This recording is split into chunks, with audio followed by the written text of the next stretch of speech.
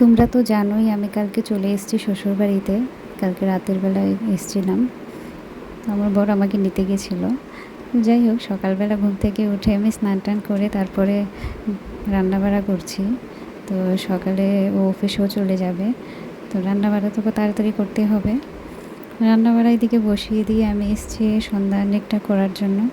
সন্ধ্যা অনেকটা করে তারপরে ভোগের জন্য সব কিছু রেডি করব। যেহেতু আমি বাড়িতে ছিলাম না, তো ঘর তো সেরকমভাবে গোছালো ছিল না।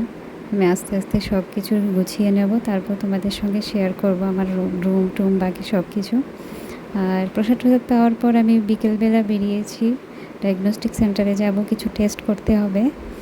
আর ভাবছি, যেহেতু মঠের সঙ্গেই যাচ্ছি, মঠের আশেপাশেই জায়গাটা, ভাবছি আর কি যদি পারি যাব মঠে। আর জানোই তো মঠে যেতে আমার ভীষণ ভালো লাগে। আর অনেকে না বলে এই সময় নাকি লাল ড্রেস পরতে নেই। জানি না সত্যি না মিথ্যে, আমি তো পরি আসলে, মানে ভালো লাগে না। যাই হোক, আমার তো পরতে ঠিকঠাকই লাগে। বুঝতে পারছি না, তোমাদের যদি জানা থাকে আমাকে জানিও। ব্যাগটা রেডি করে নিচ্ছি, প্রেসক্রিপশানগুলো নিয়ে নেব, প্লাস আমি মালাটা সঙ্গেই রাখি সব সময়। আর একটা স্টল নিয়ে নিচ্ছি। ঠান্ডা তো নেই, কিন্তু সত্যি কথা বলতে ভালো লাগছে না এভাবে যাওয়ার জন্য। তো সঙ্গে একটা স্টল জাস্ট এমনিতেই রাখবো আর কি। অনেক দিন পরে এলাম তো অন্যরকম লাগছে, অন্যরকম ফিল হচ্ছে। সত্যি কথা বলতে অনেক মাস পরে এলাম, তো ভালোই লাগছে, আমার তো খুব মজা লাগছে।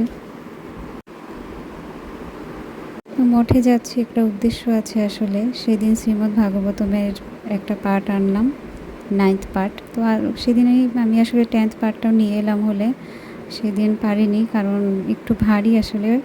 তো ভাবছি আজকে দেখা যাক কী হয়। তো মঠে চলে এলাম, তো এখানে অপেক্ষা করছিলাম। তারপরে ভাগবতম নিয়ে নিলাম। মঠ মানে আমাদের মন্দির প্লাস তুলসী পরিক্রমা করলাম, করার পর আমি চলে এলাম। বেশিক্ষণ থাকিনি সেখানে, অল্প একটু সময় থেকেছি, কারণ ও তো চলে আসবে অফিস থেকে, তো তাড়াতাড়ি করে বাড়ি ফেরাটা দরকার।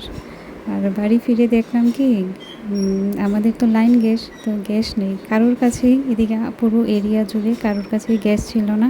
তো রান্না করব কীভাবে ভাবছি। তো ভাবতে ভাবতে ভাববার কিছু নেই, আমাদের বাড়িতে আসলে ইন্ডাকশানও আছে, প্লাস রাইস কুকার আছে, প্লাস মাইক্রোওভেনও আছে।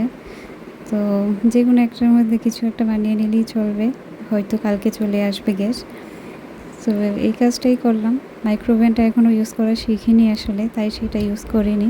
তো রাইস কুকারের মধ্যে কিছু চাউমিন বানিয়ে নিয়েছি, আমার হাজব্যান্ডই বানাচ্ছিল, তো খুব মজা হয়েছে আসলে, দুজনে মিলেই কাজ করছিলাম। আর ইন্ডাকশানটা আসলে না সবসময় ইউজ করা হয়, কিন্তু সেদিন কেন জানি ভালোভাবে চলছিল না, তাই ভাবলাম রাইস কুকারের মধ্যে চাউমিন বানিয়ে নিই। আর অন্য তো আছেই দুপুরের, চলে যাবে।